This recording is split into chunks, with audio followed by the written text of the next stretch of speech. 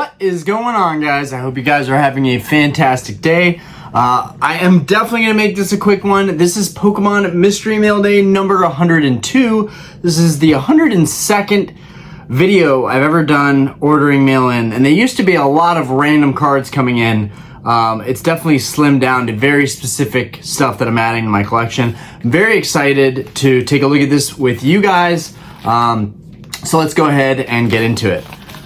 Where's my knife? Okay, no, just open this up with our hands. Okay. Actually, don't show that label, Ryan. All right, I can reuse this. Okay, so I have been going after these cards. I honestly did not think that I was going to get another one of these before the year ended, but I am very proud to announce a new addition to the collection, the Gold Star Jolteon.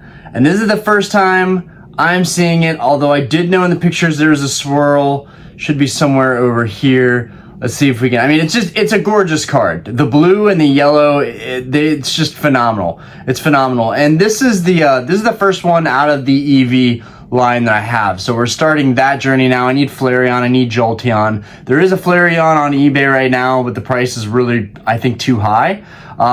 I did pay a slight premium for this card. The other day I was talking about hollow patterns and placement and orbs and swirls. Let's see, there should be a swirl in here. I don't know if you guys can see this right here. Should be able to see that swirl, but there's a swirl right between his legs. In fact, I'm gonna take a look at it because I want to be able to look at it. Oh, that is gorgeous. Absolutely gorgeous. It's exactly what I thought it would be. Oh, and there's a triple orb between his legs. Looks like he has 3 of something. I think that's always going to be a funny thing with this card. But it's also like a power blast from him running. So we see the swirl right here. That is really obvious. It's harder to tell on the camera. Put that a little bit closer. We've got a beautiful swirl going on right here. But then back here, there's a triple orb. Trying to see if I can picture it by moving this around. There it is. There it is. Look at that insane triple orb behind Jolteon. It's almost like the electricity that's just propelling him. It's really cool. I don't know. It's nerdy stuff. That triple orb is really cool. Pardon my fingers. I've been biting my fingers a lot from stress, working at the bar, running the bar. It's I like to get away, and being in this room and sharing stuff like this with you guys, it allows me to get away from reality for a little bit and just enjoy collecting beautiful cards like this one. Man, this is a sick card. This Jolteon is phenomenal. Much nicer to have this card in person. I did spend a whopping $750 on this Jolteon, which may be the most expensive anybody's paid on a Jolteon recently.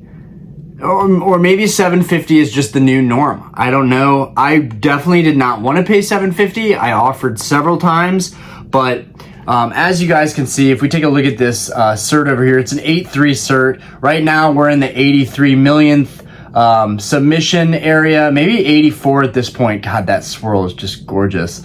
But anyways, we're in the 8 cert area, and that meant that this card was freshly graded in a 9. Again, the centering is really good on this card. It has a triple orb, it has a swirl. It's really a unique Jolteon in that respect. I would like to get more of my gold stars to be swirls. But let's go ahead and take a look at the back of this, since I've literally just been looking on the camera at this card. Let's take a look. Let's see if I find any surprises before I show it to you guys.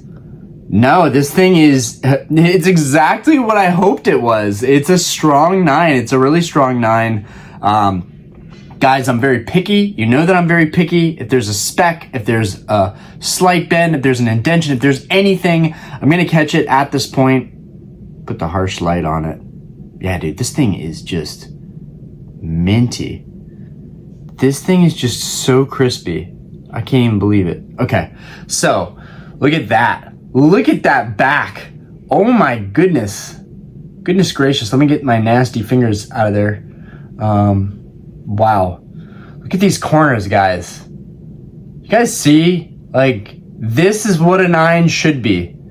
This card could arguably be a 10. Let's look at this top corner up here. Dude, what? And so this is a great example also of buying the card, irrelevant of the price in the market and the grade that it actually has. When I look at this card, I see a 10. I don't see a 9, but that's cool. I'll take it. I overspent for the market on a 9. That's okay. It's a beautiful card. It's exactly what I wanted. I just wanted to know that if I'm going to buy a high-end card like this, there's going to be no issues with it. And that swirl is just phenomenal. Okay, so Power Keepers Jolteon. This is actually one of the, I'd say, less sought after gold stars. I honestly don't know why I jumped on it the way that I did. Ooh, and let's show the light on that in that particular way. This is, you know, a fantastic change from the Shining Neo Pokemon. The gold stars were kind of the next generation of those Grail cards, and they've done a really good job. I love the hollow pattern on these, arguably a lot more than I like the Shinings. But this is not one of the more sought after gold stars. This is definitely an easier one to get. I think there's 374 of these. 370, either way, 300 plus. Like these are out there, right? It's not low pop. It's not 200 or less. It's not 100 or less of these in the world. I will say, I know right now for PSA 10 complete sets, there's probably 20-ish complete PSA 10 gold star sets out there in existence. How many PSA 9 sets there are, I don't know. A lot of people have the PSA 9 cards, but the big question is how many people have these cards in a full set in PSA 9 completed. And this means the Umbreon and the Espeon, which, if you guys don't know, the Umbreon Gold Star and the Espeon Gold Star are non-hollows. They have no hollow, which is crazy because they are $4,000 to $5,000 a piece in a 9. Maybe you can get a better deal on that, but that's typically what they're going to go for. It's just crazy because there's nothing like, there's no wow factor about them because there's no hollow. There's no swirls. There's no Cosmo hollow. It's just the Golden Star is hollow. Thank goodness there's something in there. But those were handed out as a part of the Pop Series packs, and they were super limited, and you just can't find them anymore. And the pops are super low, so they have these insane prices. So in terms of trios, there's a lot of trios in the Gold Star. So right, I have the Jolteon now. I need the Flareon and the Vaporeon just to have like the baseline hollow evolution trio. I will get Umbreon and Espeon at some point, painfully, but I will get those at some point. I passed on a 9 auction late last week or early last week. It was just way too much money. I just couldn't spend that much money on a card that didn't have any shine to it. Those 2 cards will probably be the last ones that I go after because they are daunting and they're really hard to find, honestly. If I see them pop up again and there's a deal there, I'll definitely buy them. But also, this was the 9 that was up for auction for the Espeon that I was looking at.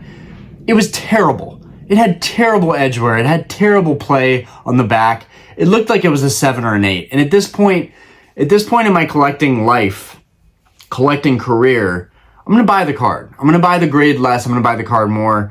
And I do need to be careful about that because sometimes you can buy a 9 like this Jolteon and it really is closer to a 10. But there's no subgrades of PSA. So you really got to use your best judgment. I think I did well on this Jolteon overall. But yeah, Jolteon, there's the trio with Vaporeon and Flareon, even though there's the 2 more, Espeon and Umbreon. There's the Regis, which I don't have any of the Regis yet. I really want the Regis. I think a lot of people don't care that much about the Regis, and maybe that's an assumption from me not caring that much about the Regis.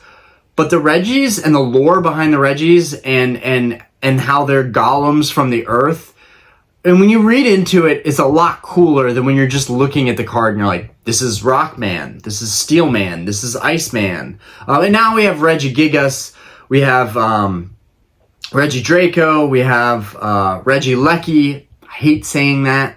But we have more Reggies now. But there's a really cool story behind the Reggies, and especially Reggie Gigas. I really feel like Reggie Gigas needs a gold star to be included with the Reggies. But there's the Reggies, the Evolutions, there's the Legendary Dogs, which are the cheapest ones because they were dumped onto the market and stolen. Stolen and then dumped onto the market. So they're dirt cheap. I wouldn't say dirt cheap, but they're cheap. They're cheap. Like, when are we ever going to see the Legendary Dog Gold Star Trio finally push beyond like 300 a card? When are we going to see that? It just seems like every week there's an auction for the trio or one or two of them. And even in PSA, there's so many of them.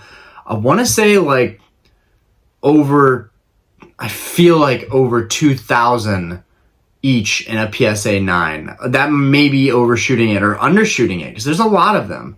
I'm going to look into that and see what the pops are for those. But, and then another really good trio that I don't own any of these cards yet, is the Team Rocket Returns trio, of the Torchic, the Mudkip, and the Trico. Now, Torchic is one of the toughest ones to find in good condition. There's a 9 on eBay right now. It's honestly, it's got silvering at the top. I can see a nick of silvering at the top. That stuff bothers me a lot. It's also an old cert. So like cards that were graded very early on might have been overlooked because they thought there would be more of them. They didn't really understand how to control those populations at that time the way that they do now. I do think the PSA tries to control the pop reports of some of these higher end cards just to not shake up the market too much. Because at the end of the day, these grading companies are creating those market values. But yeah, Trico and Mudkip.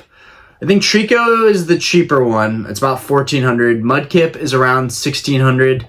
I want to say, from what I've seen on eBay, I'm sure you can get deals privately on these cards, maybe for 100 or 200 less, maybe even less than that. You buy them raw, you grade them, they hit a 9. I think that'd be very difficult with them being like 20 years old, right? From 2004 up to 2007.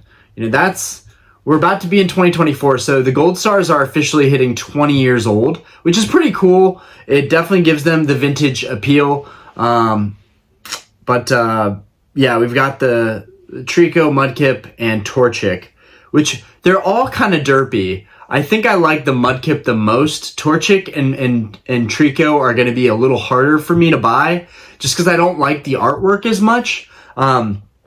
Although I can appreciate all of them, like I love all of them. Like I have a little Black Star XY promo set of Trico, Mudkip, and Torchic. Like I love them. I will always, love Generation 3. That's what I predominantly remember playing was Sapphire, Ruby, Emerald. So I played with all those starters over and over again. I will always love those starters. I kind of wish that Sceptile, Swampert, and Blaziken had the gold stars, though. It kind of sucks that it's the starters. I'm not going to lie. I mean, they're super derpy. That's what makes them special. They're like the derpiest gold stars. But yeah, those are tough. And then I'm trying to think what I have. I think I have 13. I believe there's 27. 28 maybe with Greninja. So I believe I'm half the way through right now. And then I need Mewtwo. So Mew and Mewtwo, those are kind of a little pair right there. And then I really genuinely like the Mewtwo. I think the Mewtwo is one of the sickest ones. You don't see a lot of those pop up. I think that they're probably undervalued right now. But, I don't want people trying to upsell me on Mewtwo's, but I do think that they're probably undervalued. I don't see a lot of them popping up. And the ones that I do see have been sitting there for a while, probably because they're overpriced. But the Mew, I don't really like the reverse hollow Delta species look. Like my perfect example is let me grab the Gyarados. I put Blaine's Charizard up there instead of Gyarados. I took Gyarados out finally, but I've been enjoying this Gyarados. Now in the right lighting, it looks sick. But overall, it's not it's just not, there's not much going on. I'm not a huge fan of like that style holo, and that's the style holo that Mew has, and that's the style holo that Charizard Gold Star has. So those are like, I just don't like them that much because of the holo that they have. I wish they had the Cosmo holo. I wish this Gyarados had a Cosmo holo. That would have been so sick. But at the end of the day, like, it's what makes it unique, I guess. But yeah, we've got one more Gold Star crossed off the list. We have a long way to go still, but as you guys can see, this could take years, or it could just take another couple months, depending how the bar does and how the eBay does and the YouTube channel, all that stuff depends. But this is like, getting the Crystal Charizard and finishing my Gold Star collection are two probably most important goals. And now I've started, I'm going to recollect the first edition base master set and try to go for 9s. So I've got a lot of things cooking here.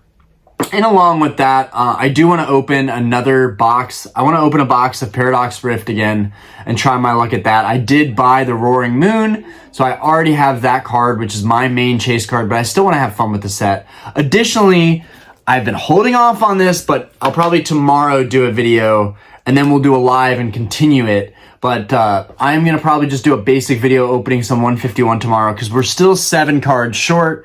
Before the live got cut off and I had to leave for my daughter, we pulled the Dragonair, which was huge. Dragonair was a great pull. I've been wondering where that Dragonair was. We're like $2,000 into this set and opening stuff and never got the Dragonair. So we finally got that. I need Wartortle, Pikachu, Nidoking. Those are 3 off the top of my head that I can think of right now. Can't think of any of the other ones that I need so far. I got the big 3. I got the Charizard, Venusaur, and Blastoise, which I'm happy about. And I would be so stoked if we pulled another Charizard, Blastoise, or Venusaur, which is why I think 151 is great, because you have a chance to pull those like OG amazing artworks all over again.